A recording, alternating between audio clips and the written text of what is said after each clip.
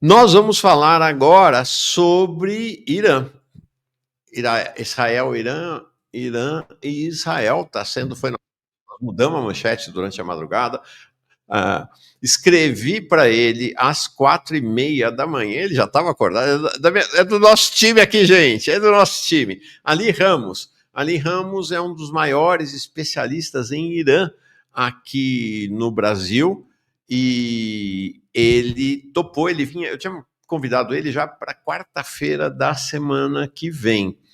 Mas aí, com tudo que rolou essa madrugada, né, durante a noite e sobretudo durante a madrugada, eu escrevi para ele e ele topou, né, às 4 da manhã, vir aqui ao programa para dar um cenário para nós do que está acontecendo lá num lugar chamado, de maneira inapropriada, de Oriente Médio. Ele vai até explicar por que aquilo lá não é o Oriente, aquele canto do mundo não é o Oriente Médio, que é uma denominação colonial, não é uma denominação, né, dos povos de lá, nem da ciência da geografia. O Ali é graduado em ciência política, especializado em filosofia, ele é roteirista do portal História Islâmica, tão querido por nós aqui, e idealizador do canal Vento Leste, centrado em análises geopolíticas e de defesa das regiões da Ásia, África e Balcãs. Ali, muito bem-vindo, obrigado por ter atendido este nosso chamado tão madrugador. Um abraço, bem-vindo. Não, obrigado, agradeço pelo convite, é uma honra. Assim, a gente falou durante a madrugada, né? Peço até desculpa ao nosso público aqui se eu estiver meio disperso, pessoal, porque essa noite, viu, foi de muita análise forense, muita conversa com jornalistas que estão lá no Oriente Médio. Tenho amigos que trabalham em jornais na Arábia Saudita, no Líbano, na Turquia. Muita análise, muita loucura para a gente entender um pouco o que está acontecendo aí, né? Mais uma vez, agradeço o convite repassar aqui para o Mauro. Legal. Ali, primeiro lugar, vamos falar algo que não tem nada a ver com a conjuntura de hoje. Por que não é correto chamar aquele lugar do mundo de Oriente Médio? Então, é porque historicamente, né, dentro do que a gente denomina na ciência da geopolítica de regiões geoestratégicas, né, o Oriente Médio está inserido no grande bloco da Ásia, né? Quem inventou essa história de Oriente Médio foram os ingleses, que eles Uhum. mediam o Oriente ali de acordo com a sua distância, né, para a Índia. Aí inventaram esse nome, basicamente, e aí serve também a um propósito, né, colonial, de criar nas elites ali do Oriente Médio uma certa mentalidade de que eles fazem mais parte do bloco ocidental do que do bloco asiático, né? Isso aí é, digamos assim, na engenharia social ali das agências de inteligência pós-século XIX, né, o M6 britânico principalmente, Uhum. bem padrão, né? É isso aí. Ali, bom, desde logo do começo do programa, nossa prioridade aqui foi mostramos vários vídeos dos ataques de Israel durante a madrugada, madrugada lá no Irã, inclusive, né? E em Israel também, contra várias cidades, instalações militares, instalações civis, contra cientistas nucleares, chefes militares, usinas. Nós mostramos, inclusive já relatamos que estava tendo agora há pouco uma segunda onda de ataque de Israel contra o Irã e não temos notícia, apesar do Irã ter dito que teria uma retaliação poderosa, nós mostramos a bandeira vermelha da vingança sendo erguida numa das principais mesquitas lá do Irã. Fala-se de 100 drones enviados pelo Irã, mas não há nenhuma ainda confirmação de ataques efetivos do Irã. Então, primeiro, atualiza a gente o que está acontecendo em primeiro lugar, antes de entrar com a análise. Bom, perfeito, né? Vamos entender um pouco aqui o big picture do que estava acontecendo na política interna israelense e de como esse ataque, né, essa pirotecnia aí favoreceu, né, o senhor Benjamin Netanyahu. Ontem, o Netanyahu, houve uma votação no Knesset para a coalizão que governa o país sair do poder, tá? O Netanyahu, ele organizou uma nova coalizão, abrindo mão, né, do recrutamento dos judeus ortodoxos que não querem ir para a guerra. Para isso, ele formou uma nova coalizão, conseguiu se manter ali, mas ele perdeu o apoio da ala linha dura do Likud, que é a favor da convocação dos ortodoxos, né, da ala mais militar ali. E lembrando aqui a todos que dentro de Israel, tá, pessoal, o Netanyahu está em rota de colisão com o Mossad desde o início dessa guerra. Tá? Desde o início dessa guerra, o Mossad não apoia integralmente o Netanyahu. Por uma série de fatores, o Mossad sabe que o objetivo geoestratégico estabelecido ali de acabar com o Hamas é impossível, Israel não vai conseguir. E, além disso, né, o Mossad também acredita que Israel não está priorizando os reféns, né, o que é mais que óbvio. Por isso veio, basicamente, o afastamento do Yoav Galan, né, antigo ministro da Defesa, veio mais recentemente o afastamento do Ronen Bar, chefe do Shin Bet, também ligado ao Mossad, e aí vem essas pirotecnias que, vez ou outra, o Netanyahu faz, né? E, por isso, esse ataque nesse timing tão preciso, tá? Aqui um pouco sobre a análise forense aí de campo, tá, pessoal? Assim, essa informação de que o Irã, por exemplo, usou drones, né, para retaliar Israel, não saiu em lugar nenhum, além da mídia israelense, tá? E saiu em alguns portais mais à direita, né, mais ligados ao Likud dentro de Israel, então provavelmente é propaganda. Israel não tem profundidade estratégica e não tem capacidade militar para destruir o programa nuclear iraniano e para acabar com a capacidade missilística iraniana, tá? Isso envolveria ele, pelo menos, ter que usar aviões B-2, né, bombas anti-bunker, etc. Novamente, capacidades que Israel não tem. O que nós sabemos é que Israel atacou áreas residenciais, aí rompendo todas as linhas vermelhas, né, do Oriente Médio, e assassinou, sim, figuras ligadas à Guarda Revolucionária, né? No caso aí, o general Rajizadeh, o general Salame e o general Bagheri, né? Esse aqui é o mais importante, pessoal, porque o general Bagheri, ele é ligado, né, ele é o chefe do Comando Maior e é uma das grandes figuras dentro da Guarda Revolucionária, né? Mas, fora isso, tá? Que a gente chama aqui de operação de decapitação, né? Você matar oficiais para tentar tornar o exército inoperante. Israel não obteve nenhum objetivo geoestratégico, não atingiu nenhuma infraestrutura crítica, que, novamente, as capacidades missilísticas e nucleares do Irã seguem não atacadas. Por quê, pessoal? Porque as instalações nucleares do Irã são subterrâneas e são espalhadas. Tá? O Irã tem 4 vezes o tamanho do Iraque. Não é assim, você vai lá, faz um ataque, né, com a sua força aérea e destrói as capacidades nucleares e missilísticas de um país. E lembrando aqui que a Hasbara israelense, né, e o Mossad, eles vivem desse tipo de propaganda. Então, não existe base Essa para afirmar informação isso. que está circulando de que Israel teria destruído as usinas nucleares do Irã, as instalações nucleares do Irã, não é verdadeira. Não, não é verdadeiro, até porque Israel não tem nem capacidade para fazer isso. Né? Israel tem um grande trunfo, né, que é a sua força aérea, mas a força aérea israelense também é limitada, tá, pessoal. Israel precisaria de uma quantidade gigantesca de bombas antibunker, porque esses silos, né, essas instalações nucleares são subterrâneas, ficam ali perto das regiões montanhosas, né, do Irã, etc. E não é assim. Você não faz um ataque com poucos caças, como foi esse caso, até porque o Irã, pessoal, tem sistemas de defesa antiaéreo, tá? Israel não pode engajar a força aérea inteira de uma vez, senão Israel vai perder parte das suas capacidades, né? Então, é mais um desses ataques, né, que tem mais, digamos assim, teor midiático, por enquanto, né, por enquanto, do que teor efetivo no campo. O problema é que Israel, novamente, rompeu todas as linhas vermelhas, né, atacou áreas residenciais, assassinou crianças, tá, pessoal, familiares aí de oficiais da Guarda Revolucionária e de parlamentares iranianos. E aqui a gente faz também um paralelo, né, para explicar um pouquinho para vocês o que eu acredito que seja o objetivo geoestratégico de Israel com isso e por que ele não vai ser atingido. Falar um pouquinho agora da política interna do Irã para vocês, né, que é um tema que pouco tocado aqui no Brasil, mas que ela existe. Só uma observação: a mídia ocidental está dizendo, o Gemerson aqui está reproduzindo, Israel destruiu os sistemas de radares do Irã e sem isso o Irã não consegue atacar com mísseis ou drones. É verdade? O Israel destruiu os sistemas de radares do Irã e está se falando também, eu vi aí, acho que na CNN, que Israel teria destruído as baterias antiaéreas do Irã também. Você pode falar sobre isso?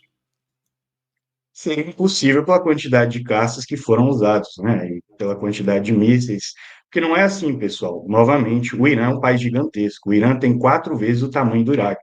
Você não vai fazer um ataque numa noite e vai depletar toda a capacidade de radares, de mísseis, de defesa que o Irã tem, tá, pessoal?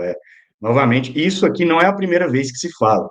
Quem pegar aqui na memória, o exemplo mais recente, né, do último ataque de Israel ao Irã, também se falou que toda a capacidade de defesa do Irã foi destruída, todos os mísseis, etc. Não é assim, não é assim, mas infelizmente, né, a grande mídia no Brasil, ela se apequenou aí a um, digamos assim, a um papel, né, de ser praticamente propaganda, né, da OTAN e propaganda israelense. E por isso que nós vemos essas pirotecnias, né? Mas só explicando aqui um pouco para o pessoal sobre a questão da política interna do Irã, né? Que Isso, eu por favor. entrar nela aqui. Existem dois setores organizados dentro da política iraniana, tá, pessoal? Vocês têm o setor linha dura, que é o setor dos ayatollahs, da Guarda Revolucionária, etc. E vocês têm a oposição, que a gente chama genericamente de bazar, né? Bazar é mercado em peça. Ela é formada por curdos, azeres, árabes, turcômanos e todas essas outras minorias, que são a classe média ascendente dentro do Irã. O qual eu acho que é o objetivo geoestratégico israelense nesse caso?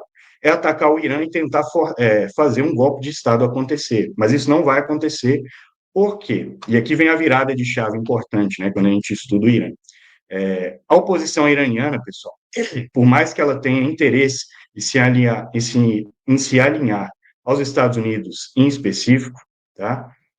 Ela é mais nacionalista do que o setor da Guarda Revolucionária dos Ayatollahs.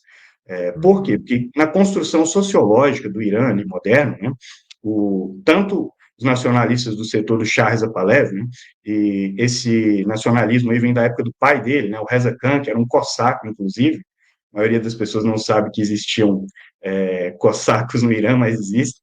O pai dele era um cossaco e ele bebe muito ali do nacionalismo turco, do Ataturk, e do nacionalismo russo, não o nacionalismo bolchevique, mas aquele nacionalismo russo, pan-eslavo ali, da época do século XIX, etc. Isso faz com que a oposição iraniana, né, não esteja disposta a abrir mão das capacidades militares do Irã, né, para se alinhar ao Ocidente. E aí, sempre que Israel ou os Estados Unidos fazem essas coisas, o que os Estados Unidos e Israel conseguem é unir a Guarda Revolucionária e esse setor de oposição do Bazar.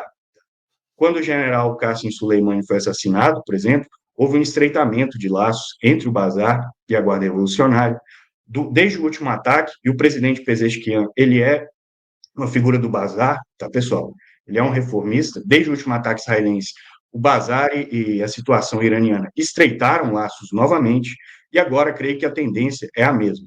Pessoal, a tendência é a mesma. Então, assim, digamos que o Netanyahu está tirando para todos os lados, porque na situação política interna de Israel não tem como ele se salvar, e aí, né, seguindo a tendência histórica, né, de regimes nacionalistas autocráticos, com forte alinhamento ao fascismo, e falar isso aqui não é nenhuma anedota, tá, pessoal? O Jabotinsky, que era amigo do pai do Netanyahu, que é o ideólogo por trás da ala do Likud dele, basicamente, ele era admirador do Mussolini, baseou a ideologia do Likud israelense na ideologia fascista do Mussolini. Tá? Isso é plenamente rastreável, então não estou só falando uma coisa fora de contexto aqui. Mas, basicamente, é isso. Né? O que ele está tentando fazer é conflagrar uma guerra regional para se manter no poder, porque é a única forma dele se manter no poder. Lembrando aqui a todos que no início de 2023, o povo israelense estava protestando para derrubar Netanyahu. Sim. Olha, bom, deixa eu só mostrar aqui o mapa do Irã, né? Tá aqui. Os ataques foram aqui contra Teherã. Aqui estão vendo esse ponto vermelho, a capital, Teherã. Depois lá no alto, ó, Tabriz, outra cidade atacada. Que outros alvos eram prioritários para eles ali? Eles atacaram a usina de Natanz também, Ah, mas sim. você Que é a analisar, usina nuclear, né? sim, sim, mas o dano ele foi superficial porque a instalação mesmo ela é subterrânea, só que houve vazamento, sim, etc. Só que não depletou a capacidade nuclear, né, do país. Se você analisar o mapa aí, né, e as regiões em que foram atacadas, você vai notar um padrão que é o seguinte: a Força Aérea Israelense ela não conseguiu penetrar em profundidade no território iraniano e atacar alvos com mais profundidade, né, como Isfahan ali, por exemplo, que é uma cidade importante para a cadeia logística iraniana. E por quê? Porque o Irã, pessoal, tem uma capacidade militar gigantesca, tá? O Irã hoje, sem sombra de dúvidas, tem a melhor missilística do Oriente Médio. tá? O Irã hoje tem mísseis de médio alcance que alcançam até a Itália e a Grécia, lembrando aqui a todos que não existe defesa contra mísseis balísticos hipersônicos, tá? O analista que disser o contrário para vocês, ele está mentindo. O Irã tem entre 7 e 10 mil mísseis deste tipo, né? E um estoque praticamente infinito de foguetes. O Irã tem 3 exércitos, tá? Isso aqui é um ponto também que é pouco tocado. A maioria dos países tem um exército só, né? O Irã tem o Artesh, que é o exército normal, tem o Sipah, que é a guarda revolucionária, e tem o Basij, né? O Basij muitíssimo específico ali, que é uma espécie de milícia de autodefesa, né? Durante a Guerra Civil da Síria, por exemplo, o Basij ia de cidade em cidade, treinando a população em táticas de guerrilha para insurgir, né? Então, o Irã tem 3 exércitos, o Irã tem capacidades militares de defesa antiaérea também, tá? A Rússia passou o sistema S-400 de defesa antiaérea para o Irã, além de ter também sistemas nativos de defesa antiaérea, né? Manpads, a roda. E por isso, Israel não consegue penetrar no território iraniano. E mais que isso, pessoal, Israel não tem profundidade estratégica e massa crítica para guerrear contra o Irã. Israel tem uma população de 10 milhões de pessoas, tem um complexo militar industrial que não tem capacidade nem de prover suas necessidades para uma guerra contra guerrilhas, que é o que está acontecendo na Palestina. Como Israel vai guerrear com um país 4 vezes maior, com uma capacidade industrial maior, com um exército 3 vezes maior, e ainda tendo, digamos assim, as limitações que o exército israelense historicamente tem. Sendo formado, em sua maioria, por reservistas, pessoal, o exército israelense ele não foi estruturado para engajar em guerras de atrito e guerras de longo prazo. Por isso, todas as guerras israelenses são de curta duração, né? Quando Israel engaja ali 200, 300 mil homens, né, que é o que historicamente eles usam, são 300 mil homens a menos na força de trabalho, né? E aí, quanto mais tempo eles permanecerem engajados, mais difícil digamos assim, para a economia israelense se manter. 60 mil empresas já declararam falência em Israel. O porto de Eilat já declarou falência. E a tendência não é melhorar, tá? A tendência é piorar, com mais o Estado israelense vai se tornando, de fato, um Estado pai. O que se fala, por outro lado, também na imprensa ocidental, é de uma crise econômica profunda no Irã, é verdade? Não. Vamos lá, né? O Irã, 90% do petróleo iraniano é vendido para a China. O Irã está num momento de virada de chave muito grande. O porto de Chabahar ali, ele está inserido na nova rota da seda. E o Irã tem conseguido, né, jogar com outros players aí que eu falo, que eu chamo ali de clube da periferia, né? Que são atores que não são alinhados nem ao Ocidente nem ao Oriente, né? Que são basicamente atores, como é que eu falo, que jogam esse jogo de uma forma mais pragmática. Indonésia, Turquia, que hoje é o segundo maior parceiro econômico do Irã, apesar de estar na OTAN. E lembrando aqui a todos, né, que a Turquia joga o jogo de forma muito pragmática. Quando os Estados Unidos fizeram guerra contra o Iraque, a Turquia foi o único país dentro desse bloco ocidental que se levantou e condenou e não participou dos ataques, tá? O Irã também tem boas relações com o Paquistão, e o Irã participou recentemente da contenda entre Paquistão e Índia. O Irã também tem boas relações com a Índia. Existem tantos países sancionados no mundo hoje, né, que, digamos assim, as sanções contra o Irã, elas não fazem mais efeito, tá? Porque existe todo um clube ali de gente sancionada que se senta para fazer negócio e que faz não valerem as sanções ocidentais, né, nesse caso.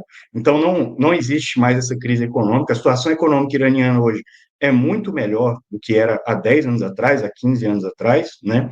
O Irã está na fronteira tecnológica, inclusive, em diversos setores nos quais nós não estamos, tá? Como o setor de fármacos, por exemplo, além do setor da indústria de defesa, né, que eu citei aqui, o Irã, toda semana, praticamente, ele entrega uma nova família de mísseis, uma nova família de drones. Então, de certa forma, o Irã está até melhor que nós, né? Sim. Aqui, deixa eu mostrar o mapa. Eu mostrei o mapa do Irã, deixa eu mostrar agora o mapa do Irã e Israel, para você, inclusive, poder explicar para nós. Ó, são 1.600 quilômetros de distância entre Tel Aviv e Teherã. Esse mapa é um mapa antigo, tinha a ver ali com a questão do Hezbollah. Ignorem o Hezbollah e Beirute, nesse caso aí não tem tanta relevância para nós. O O que está se falando é, inclusive, que drones iranianos teriam sido derrubados pelo governo da Jordânia, porque está vendo, para ir de Teherã para Tel Aviv tem que passar por cima do Iraque e da Jordânia. E que aí tanto o Iraque quanto a Jordânia teriam derrubado drones iranianos. Não vamos falar disso agora, não.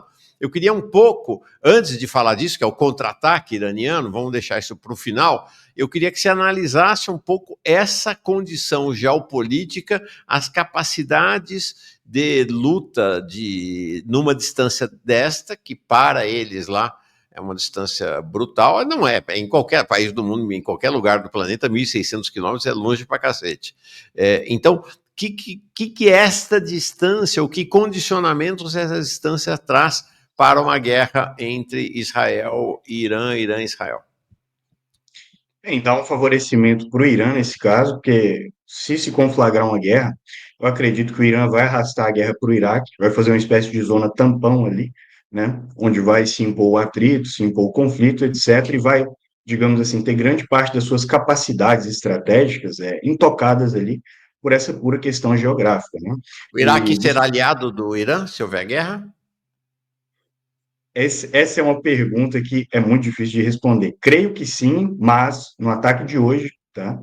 No ataque de ontem, aliás, o Iraque e a Jordânia cederam o espaço aéreo e a cadeia logística para Israel. Então, o Iraque faz jogo duplo, né? O Iraque, ele é ao mesmo tempo alinhado à Turquia, ao Irã e ao Ocidente e joga o jogo dessa forma, né? Então, mas no caso de uma guerra mesmo, eu não acredito que as forças constituídas dentro do Iraque terão poder para impedir o Irã de agir dessa forma, que grande parte do pacto social ali do Iraque, do parlamento iraniano, etc., e do Estado que se constituiu, né, depois da queda do Saddam Hussein, ele é constituído nas milícias armadas pelo Irã. Tá? Elas, inclusive, que fazem as forças de polícia, fazem as forças de autodefesa regional em diversas regiões ali. Então, muito provavelmente, isso fará o Iraque pender totalmente para o lado do Irã aí, e a Turquia permanecer neutra, que é o que imagino. Né? Lembrando aqui a todos, tá, pessoal, que as milícias iranianas ou iraquianas, na minha opinião, são as melhores milícias do Oriente Médio inteiro. Tá? Foi a saída delas, ali, depois da morte do Qasem Soleimani, que fez o cenário virar na Síria, né? E elas seguem atuantes até hoje no Iraque, recebendo dinheiro do Irã. Tá? Uhum. E o governo iraquiano é um governo que não tem poder para nada, basicamente sem essas milícias e sem a população que as apoia, né? Uhum.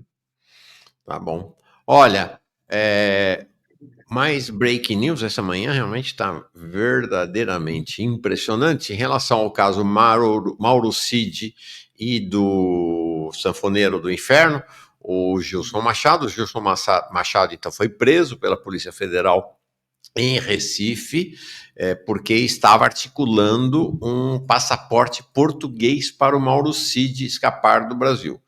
O Mauro Cid chegou a ser detido pela Polícia Federal também, mas minutos depois o STF revogou a prisão do Mauro Cid. Durou minutos a decretação, o decreto de prisão do Mauro Cid, mas ele vai para a sede da Polícia Federal agora de manhã para um novo interrogatório por conta dessa história. O Mauro Cid está alegando que isso aí foi feito à revelia dele, que ele não sabia de nada, que é coisa da cabeça do Gilson Machado.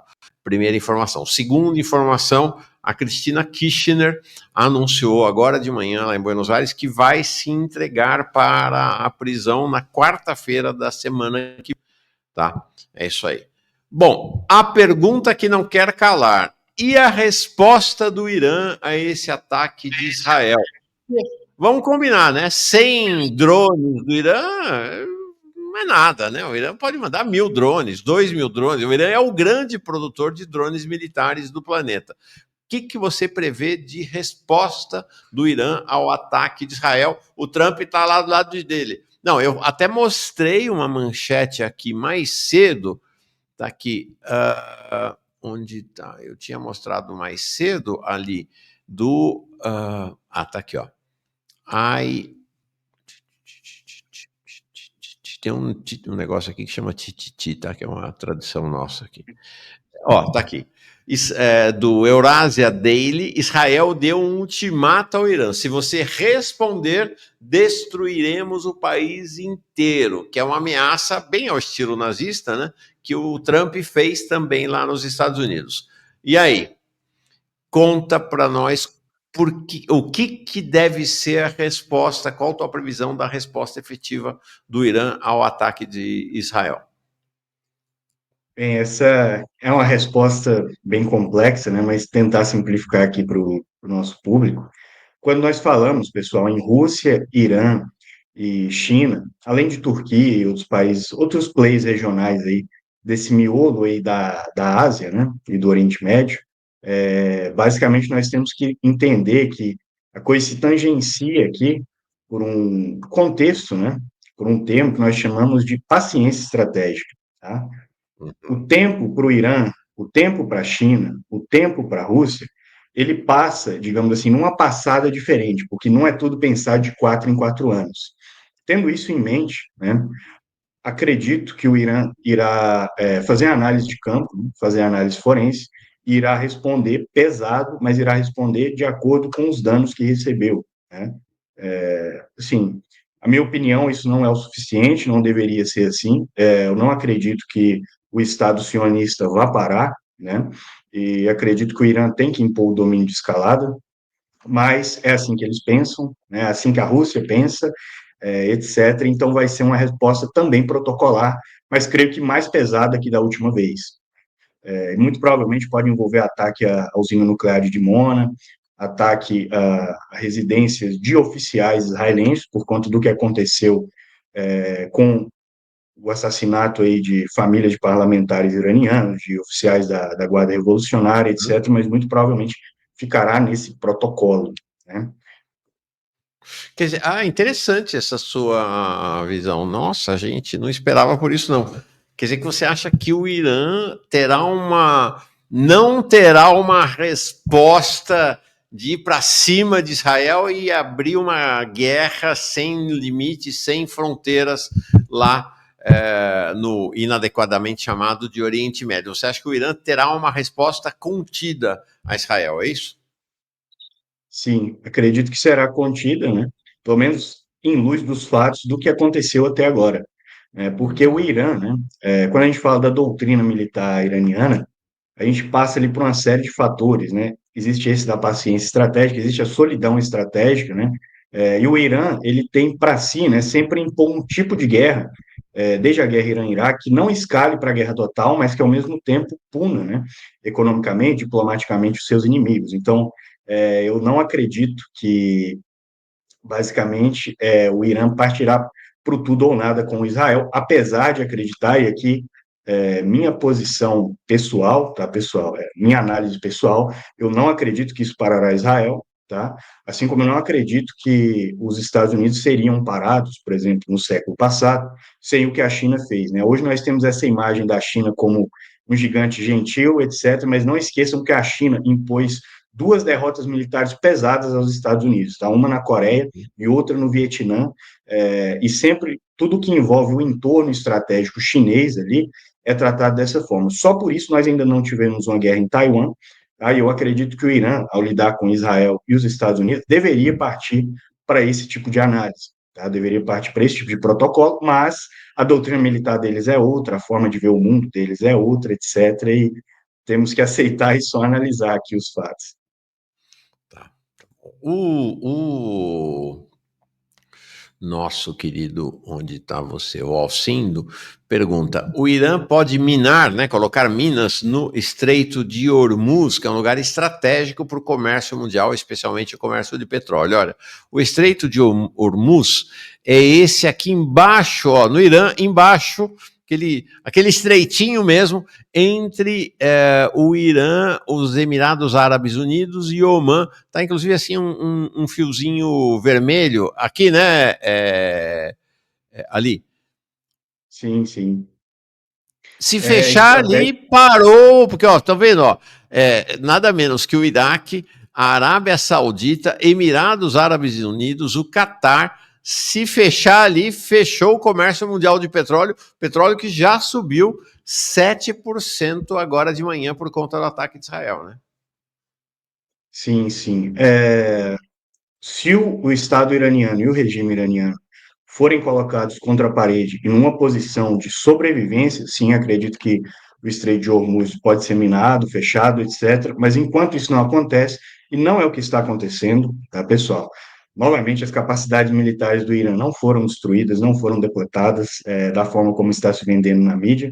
Lembrem aqui que se vendeu da mesma forma no último ataque e no frigir dos ovos, só alguns radares ali e algumas fábricas de mísseis foram atingidas. Agora, provavelmente é exatamente o mesmo cenário. O que o Estreito de Hormuz, o papel que ele vai exercer aí, é para o Irã fazer pressão no que eu chamo de eixo não alinhado no Golfo. Hoje existe um eixo não alinhado no Golfo, formado por Kuwait, Oman e Catar, tá? Que não se alinham integralmente nem ao Irã, nem ao eixo ocidental da Arábia Saudita. Né? O Uhum. Catar, por exemplo, é um dos maiores financiadores, não só do Hamas na Palestina, junto da Turquia, mas também dos Houthis hoje. Houve um acordão no Iêmen recentemente entre a Irmandade Muçulmana e os Houthis. A Irmandade Muçulmana faz parte agora da Confederação Tribal dos Houthis, e esse acordo vem, né, negociado pelo Catar. Então, eu acredito que, nesse caso aí, o Irã não vai fechar o Estreito de Hormuz, mas ele vai usar o Estreito de Hormuz para fazer pressão nesses players e em outros players, como a China. 90% do petróleo iraniano vai para a China, tá, pessoal? E existem outros países alinhados ao Ocidente que dependem também do Estreito de Hormuz, nos quais o Irã também vai fazer pressão. O Japão, por exemplo, né? Pouco se lembra disso, mas durante a guerra Irã-Iraque, por exemplo, o Japão apoiou tacitamente o Irã, por conta dessa dependência do petróleo iraniano, né, que o Japão tem, e das relações econômicas que o Japão tem com o Irã. Então, é um jogo muitíssimo complexo, né, de muitas teias, etc., em que essa mentalidade de blocos fechados, às vezes, não explica Sim. muito bem. Agora, a repercussão sobre a economia mundial já está, quer dizer, já está não, né? Vamos esperar. Hoje o petróleo subiu, tinha falado em 7, mas chegou a subir, o preço internacional do petróleo chegou a subir 8%. Lembre-se que o Davi falou no final da conversa com a gente aqui, falou, olha, com essa incompetência, essa incapacidade de ler o Brasil e o mundo, que a Haddad Galípolo tem, se essa coisa prosseguir lá, se tiver uma elevação forte do preço do petróleo, nós vamos de novo ter disparada da inflação aqui no Brasil. Eles não vão conseguir controlar. Lembre-se que o preço da gasolina e do óleo diesel caiu no Brasil por conta da queda dos preços internacionais do petróleo, não por nenhuma questão interna aqui brasileira, nesta etapa ali da guerra tarifária de Trump. Se disparar o petróleo agora, a inflação aqui volta a comer solta no Brasil. E no mundo, né? Vai subir, vai crescer a inflação em todo o planeta. E essa é uma questão também, né, Ali, que entra em consideração por todo mundo, não só pelo Irã. Né? Israel tá nem aí, Israel não está se lixando com nada, mas Estados Unidos, Europa, China, Rússia, que é a inflação mundial, né? Sim, sim. Eu vou tocar em específico na questão dos Estados Unidos aqui, né?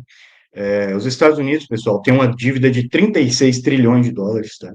Esse ano ela vai fechar em pelo menos 38 trilhões, eles pagam 2 bilhões de juros ao dia. Estão com inúmeros problemas internos, tá?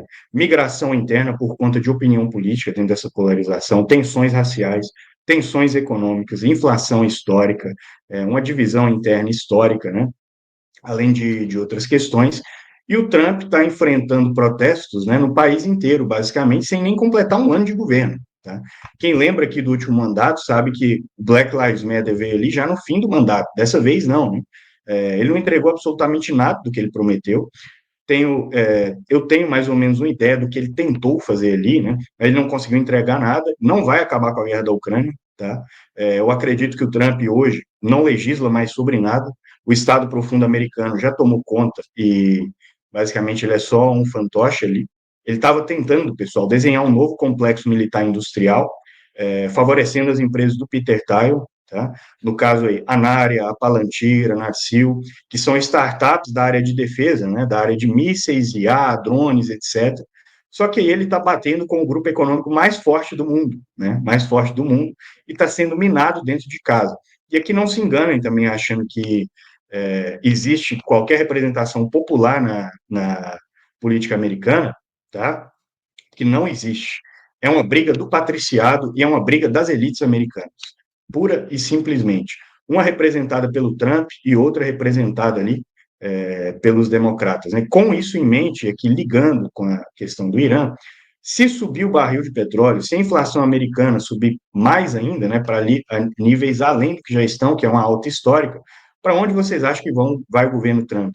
Para onde vocês acham que vai a Uhum, base de apoio dele? Lembrando, tá, que o Trump se vende como uma figura anti-guerra. Ele só conseguiu se uhum, reeleger por conta dessa imagem que ele ainda cultiva, né, em parte do eleitorado ali do sul dos Estados Unidos, principalmente, de ser uma figura anti-guerra e anti-establishment, né? Aí agora ele vai fazer o quê? Ele vai guerrear para defender Israel, porque eu já mostrei aqui, expliquei, né, por A mais B para vocês, que Israel não tem profundidade estratégica para guerrear contra o Irã, assim como não tinha contra o Iraque, tá? Por isso, uhum. Israel teve que fazer um lobby e trazer os Estados Unidos para guerrearem contra o Iraque e destruir a economia americana. Né? A guerra Irã-Iraque, pessoal, ou a guerra Irã-Iraque, perdão, a guerra dos Estados Unidos contra o Iraque e contra o Afeganistão custou entre 300 e 500 milhões de dólares por dia, tá? Custou trilhões, e é daí que vem todos os problemas econômicos que vocês estão vendo hoje dos Estados Unidos. E nas vésperas da guerra contra o Iraque, né, o senhor Benjamin Netanyahu fez um profundo lobby para os Estados Unidos guerrearem contra o Iraque, utilizando a mesma retórica que ele está utilizando hoje contra o Irã. Duas questões para encerrar, já desde já, evidente, te agradecendo aí pela disponibilidade. Semana que vem vamos te chamar, vamos ver como a coisa evolui no fim de semana, para você estar aqui com a gente de novo. Ali Ramos é um dos maiores especialistas em Irã aqui no Brasil. A primeira acho que você já de certa maneira insinuou a resposta para essa pergunta, que fica todo mundo da esquerda fica pensando assim, porra, mas e a China e a Rússia? Não vão entrar nesse negócio? Não vão defender o Irã? Não vão entrar na batalha ao lado do Irã? E se os Estados Unidos começam a colocar aviões ali para ajudar Israel, a China vai responder? A Rússia vai responder? Como é que você vê esse cenário? Porque o Irã ele já tem mais ou menos suas capacidades militares estabelecidas, né? E aqui é até interessante esse gancho que você fez, que me lembrou aqui de algo que eu queria falar ao longo da live e esqueci, né? A China apoiaria sim, tá? O Irã economicamente, daria todo o suporte econômico para o Irã guerrear contra Israel. Em relação a isso, não há dúvidas, tá? Até porque não existem ligações, né, entre o Estado chinês, ali, muito profundas, né, elite chinesa, e o Estado israelense. Já a Rússia é outra história, tá, pessoal? Não, a Rússia, historicamente, é leniente com Israel. A Rússia, desde a época da União Soviética, é, tende a favorecer um pouco Israel nas questões do Oriente Médio. Só lembrando aqui, né, trazendo aqui alguns casos de memória aqui para vocês, durante a guerra do Yom Kippur, por exemplo, a Rússia forneceu caças para o Egito. Mas se vocês analisarem a aviônica dos caças, né, dos MiG que a Rússia forneceu, a União Soviética forneceu, eles vinham com a aviônica defasada. Tá? A Rússia, historicamente, também segura caças que ela vende para o Irã. Né? O pós-venda russo para o Irã é terrível por conta disso. Então, não contem com a Rússia. E o que aconteceu recentemente na Síria, aconteceu com leniência russa. Tá, pessoal? Aconteceu com leniência russa.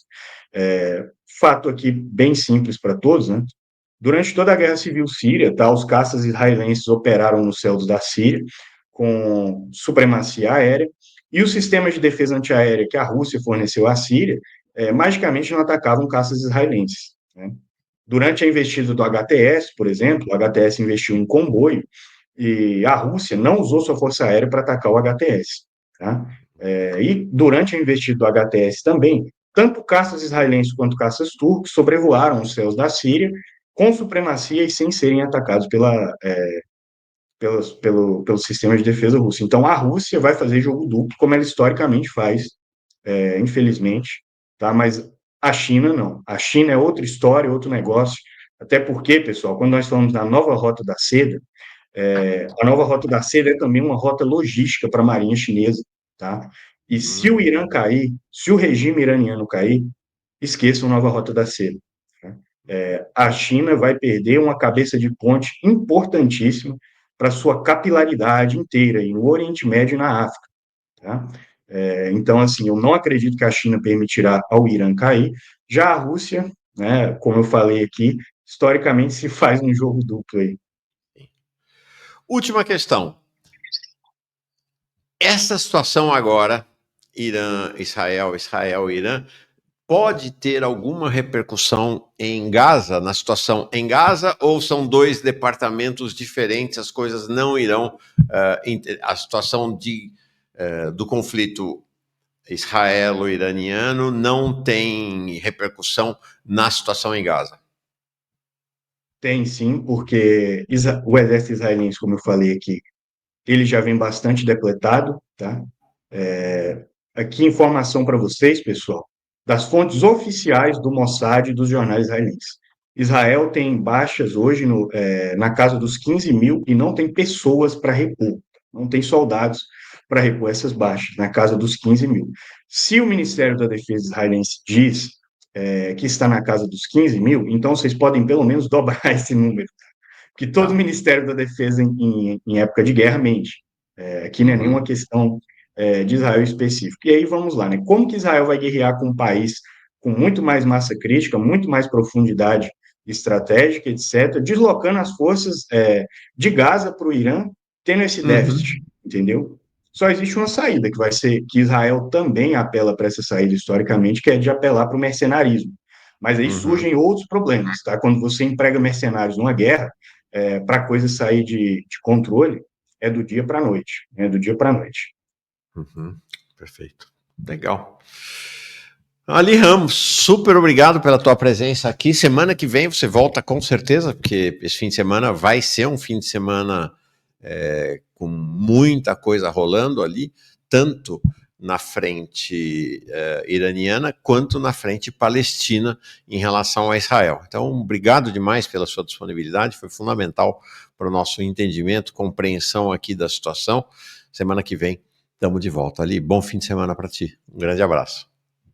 Grande abraço, foi um prazer, agradeço pelo convite. Pedir aqui a todos, né, se inscreverem lá no Vento Leste, Nossa. o canal tem pouco mais de, não tem nem 4 meses de existência aí, mas todos os dias faço lives sobre Ásia, África e Balcãs, né, pessoal? Vez ou outra eu faço lives sobre Europa continental e os Estados Unidos, mas eu não, confesso aqui que não gosto nem de falar dessas regiões do globo, estudá-las, porque, enquanto brasileiro, né, eu vejo que o meu destino e o destino do nosso povo, ele está atrelado, ao sul global, né?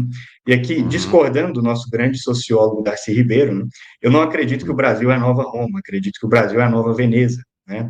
E que, assim como na Idade Média, Veneza enriqueceu e floresceu enquanto um baluarte de cultura, se ligando ali ao Oriente e rompendo, né, com o sectarismo da Idade das Trevas, eu acredito que o nosso destino enquanto povo, ele está ligado ao Oriente e à África, né? Então, se inscrevam aí no canal, agradeço, espero que tenham gostado, né? E foi um prazer.